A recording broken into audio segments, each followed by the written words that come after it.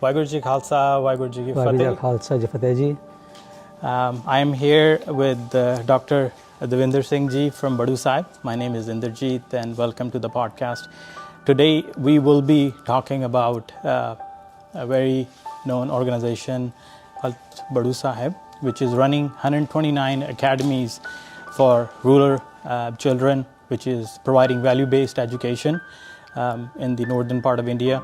Along with that, we have two universities, Akal University and Eternal University in Badu Sahib, and numerous other initiatives that Badu Sahib is running. I had the opportunity actually earlier this month to visit Badu Sahib. It's truly a divine place, and that was part of the reason that I wanted to do this podcast, so we can spread the message that Badu Sahib is delivering to the humanity as a whole. So, Babaji, welcome to Dallas. Thank you, Ji. Babaji, so can you tell us a little bit more about Badu Sahib, how the organization has started? Of course, I had the opportunity to go visit, but I think if you can share with our viewers, that will be helpful. See, Badu Sahib is not an educational institution alone. It is a phenomenon. It is a direction to be given to society to meet the most cherished goal of humanity today, that is establishing peace. Way back in 1904, our founding father, the first saint in our lineage, Sant Attar Singh Ji Maharaj, had pronounced that the way to establishing peace in the world would be by providing a unique form of education whose foundation is spirituality. And along with that, then we on this foundation we build an edifice of high quality modern education. So this was the model that he had started way back in 1904. Then his disciple Sant Teja Singh Ji, who had done his masters from Harvard in 1911, he then further picked up the threads, and in a religion conference, World Religion Conference in Japan in 1954, he had the theme of the conference was establishing peace in the world. This was soon after the Second World War, when there was despondency all over, and ways and means to find how peace can be established were being looked into. So in that conference, he had represented the Sikh faith, and he said that the only way to establish permanent peace in the world is to look after our children and instill in them values of kindness, values of compassion, contentment, and the capacity to forgive above all. So these are the qualities that we want in our leaders, so that they get transformed from small men, pygmies, to men who are statesmen, and they are large-hearted, and they have generally the well-being of humanity in mind. So this is the concept, and based on this concept, we have this place Badu Sahib was decided by Sant Teja Singh Ji, as he felt that in case we have to give a spiritual education to children, then the place should be such where lot of meditation has happened for many eons. So that is how, with his divine wisdom, with his divine sight, he had identified this place of Badu Sahib. And in 1959, he laid the seeds of this huge organization that was to be developed. His disciple, Sant Teja Singh Ji, Sant Baba Iqbal Singh Ji, who himself was also highly educated, he had done masters in agriculture and had done a lot to uplift the agriculture of Himachal Pradesh, which is a remote state. And he started this school based on the model that his mentor Sant Teja Singh Ji and Sant Attar Singh Ji, they had started. And with 5 children, the school at Badu Sahib was established, and now that small nucleus which had started in 1986, that has blossomed into 129 schools. All these schools are in deep flung rural areas, so as to provide opportunity to these rural children to have facilities equal to their urban peers. And now we have, from the 5 students, now we have 70,000 students in these institutions, spread over a vast area of more than 10,000 square kilometers. So with this basic objective in mind, to produce good human beings who have values, who cherish kindness and who cherish peace, so that they spread the message of peace throughout the world. Wherever they go, they will touch lives of other people and bring happiness. Thank you, Babaji. I know that was a brief summary, but I really was intrigued by the message from the Badu Sahib. I did my own research. A couple of years ago, I got to know about Badu Sahib, and truly, like Dr. Davinder Singh Ji has said, that it's better for the humanity. In Sikhism, we call it Sarbat da Pala. With that message, it has started. So earlier this month, like I said, I had the opportunity to visit Badu Sahib. And that place, actually, it seems like ਇੱਦਾਂ ਲੱਗਦਾ ਹੁੰਦਾ ਕਿ ਆਪਾਂ ਛੋਟਾ ਜਿਹਾ ਘਰ ਵੀ ਉੱਥੇ ਉਹ ਜਗ੍ਹਾ ਤੇ ਬਿਲਡ ਕਰਨਾ ਹੋਵੇ ਇੱਦਾਂ ਦੀ demography, because it's a mountainous area, ਕਿ ਬਹੁਤ ਹਾਰਡ ਹੋਏਗਾ. ਪਰ ਜਦੋਂ ਆਪਾਂ ਉਹ ਦੇਖੀਏ ਪੂਰਾ ਸਾਰਾ ਆਪਰੇਸ਼ਨਸ, ਬਿਕੋਜ਼ ਬਾਹਰ ਰਹਿ ਕੇ ਕਈ ਵਾਰ ਆਪਾਂ ਨੂੰ ਉਹ ਮੈਗਨੀਟਿਊਡ ਆਫ ਦੀ ਆਪਰੇਸ਼ਨ ਨਹੀਂ ਪਤਾ ਚੱਲਦਾ, from waste management to how the mess works. The operations are tremendous, and I have not seen anything anywhere like that. So anybody who gets an opportunity to visit India, they should definitely try to check out Badu Sahib, which is located in Himachal Pradesh, about 4 to 5 hours from Chandigarh, and it's truly a divine place, and I really liked it. So as Babaji said, it's deep rooted into the culture, rural education, because I am from the same background. I was born in a very small village in Ludhiana district, Morkima, and education truly helped me to kind of move along, and now I'm kind of on the spiritual journey to kind of learn as we go through and try to adapt many different aspects of life.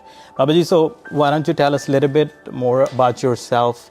I know yourself and Ma'am Neelam ji are from the medicine field as well, and how you got connected and how you're trying to, spread the message. You see, I had, by profession, I had the opportunity to do medicine. And I practiced medicine for quite some time in Delhi, in Maulana Azad Medical College. I was a teacher there. And as one practices medicine with an open mind, one realizes the serious limitations that the medical science faces. One area which is definitely wanting in medical science is the spiritual well-being of man. And our perception of disease as human beings rests solely on how we perceive that, how we react to the disease. So when one realizes that whatever is happening is as per the divine realm, divine law, then the distress caused by disease becomes much less. So the more I delved into this, the more I realized that medical treatment must have an integral component of spiritual education. The other day I saw it in the news that the premier institution of medical institution in India, All India Institute of Medical Sciences at Delhi, it has started a course of a fellowship on spiritual medicine. So this idea is evolving. So when I met Honorable Babaji way back in 1987, I realized that this was an opportunity whereby I could explore further the some of those vague thoughts that I had regarding spirituality. And then of course it was his blessing entirely that he took me under his tutelage and started my journey gradually but surely under his divine guidance. Very good. So Babaji, related to that, why do you think value-based education is important? You see, the word education implies emancipation of the mind. The objective of education is to realize that there is one in all. So that same unity is inculcated, is deeply ingrained in all living beings.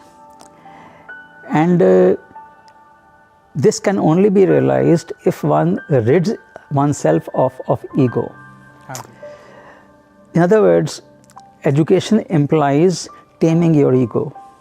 Once your ego is tamed, only then we can imbibe the knowledge, that huge knowledge that exists. See, in the Oriental system of things, I'm talking about many centuries ago, the system of education was that a learner would go to the ashram of a guru, stay there, learn spirituality, learn spiritual teachings, and the worldly teachings would come by itself to him. So once you're in tune with the Almighty, with all pervading energy, then all these small activities like physical science or mathematical science or material science, one gets to learn this automatically. So, but unfortunately, in the Western world, the emphasis was only on the knowledge that I have learned by my experimentation, by my research, by my experience. So these thoughts were at variance, both the Oriental system and the Occidental system. And sometimes, somewhere, a serious accident happened in the evolution of education, that man decided that knowledge of languages and numeracy were important, and those human values of kindness, compassion, contentment, forbearance, forgiveness, they took a back seat. Whereas education implies to have these values, and on top of that you have the scientific knowledge, so that you can use this for general well-being of all. See, civilization does not imply how much you have, how many industries you have, or what you can build, or the kind of roads that you build. Civilization means that what values you have in your heart, so that you are able to care for the entire humanity, especially the needy ones, the children, the women, the elderly. So any society which looks after all these three vulnerable sections of society is a civilized society, irrespective of how much worldly education they've got. Yes, definitely. And one of the initiatives that I learned about at Badu Sahib was going on about the underprivileged girls whose parents are not able to afford the education. Badu Sahib actually provide the education, take care of the whole education from starting from kindergarten, I believe, all the way for them to get the education degree, so they can go back and teach in the Iqbal academies, right, Babji? Yeah.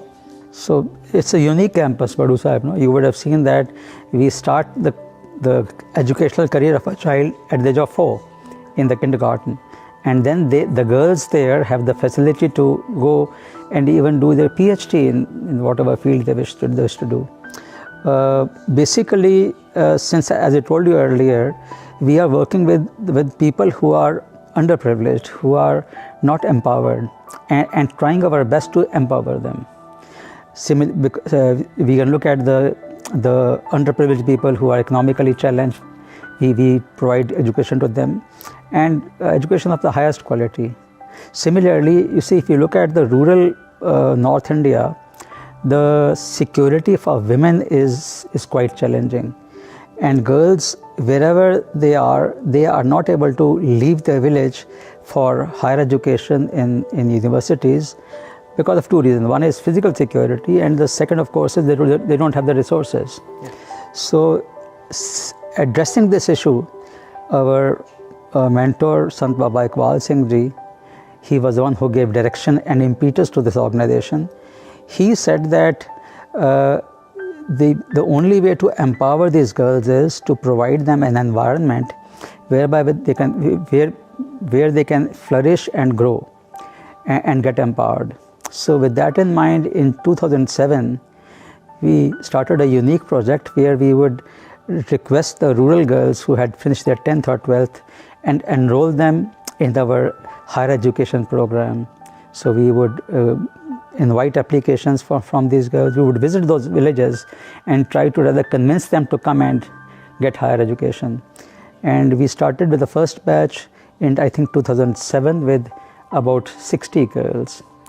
and they come to Badu Sahib since there is a huge educational gap between what they had learnt in the village and what we would want them to achieve, and even to the level so that they can comprehend what education they are getting in the university.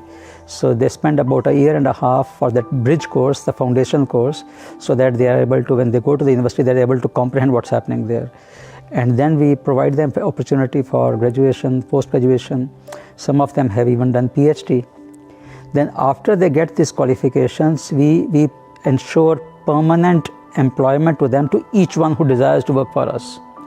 So currently now this concept has been appreciated, it has taken roots, and now we have a group of about 500 girls who are there, and each year about 100 to 150 join this course. After 5-6 years, depending on at what level they start, they graduate, and then we engage them as teachers or some other work that they can do in our rural schools. So this is an end-to-end empowerment. We pick up the girl from the village, empower her, teach her, and then she goes back in the same village and starts work there. I believe that, I am not sure whether I should be saying this or not, but there is no other organization, maybe anywhere in the world, which is so deeply into providing education to rural women.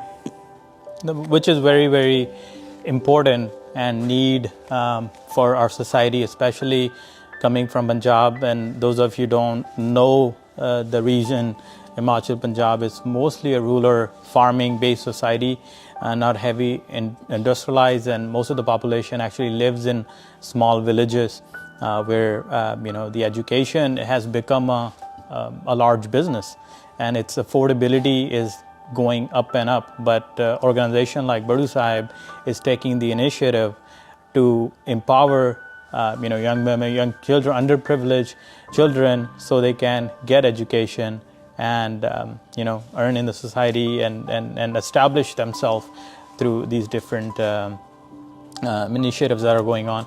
So Dr. Davinder Singh Ji currently is on a tour in the US. And what message do you have for the NRI community that's living abroad? A lot of times I feel like what communities want to do, they want to give back, but there's not a meaningful way, or they don't find a constructive way of giving back to the society or Punjab or their villages. So what do you have to say about that, Babaji? You see, my message is not only for the NRIs in Western countries, but this message is for the entire humanity. See, one thing where all economists and all developmental researchers agree, that the best investment any nation can do is in providing education and providing a good foundation of education at the earliest level. And what our organization is doing is that along with that education, we are giving them spiritual values so that they get empowered and spread the message of peace. Now, the problem is that initiatives like ours, where we are completely dependent on either we charge those beneficiaries, or we look for, go with our begging bowl all over the world and look for people, like-minded people who would like to contribute in this pious work. As far as the charging to the beneficiaries is concerned, they're all rural people in deep rural pockets with very meager sources of income. So the question now comes out, moot question is that we need resources to finance their education. And that is why we're moving around. We are imploring, we are requesting, we are begging everyone to contribute in this cause so that we are able to make a difference to the world. We are able to provide a platform from where messengers of peace can move around and bring solace to the strife-torn world. Thank you, Babaji. And any last message for our viewers or the people who are listening on the podcast? Yeah, you see, my message is that without contentment, one can never be happy. And the contentment will come only if we start thinking about others. When we think about others and we realize that we are very fortunate, whereas entire world is unhappy, the way to seek happiness is to learn the art of giving. I believe that if one value parents have to inculcate in their kids, it should be the art of giving. It will be a permanent passport to happiness that parents have given to the children. So we must learn to share, care and share. That is the message I would like to give, and that is the message which will bring about our basic objective of establishing peace in the world. Thank you. Thank you, Bajit. Thank you for taking the time out and talking to me. And thank you, viewers. Thank you, Inderjit. It was a pleasure talking to you.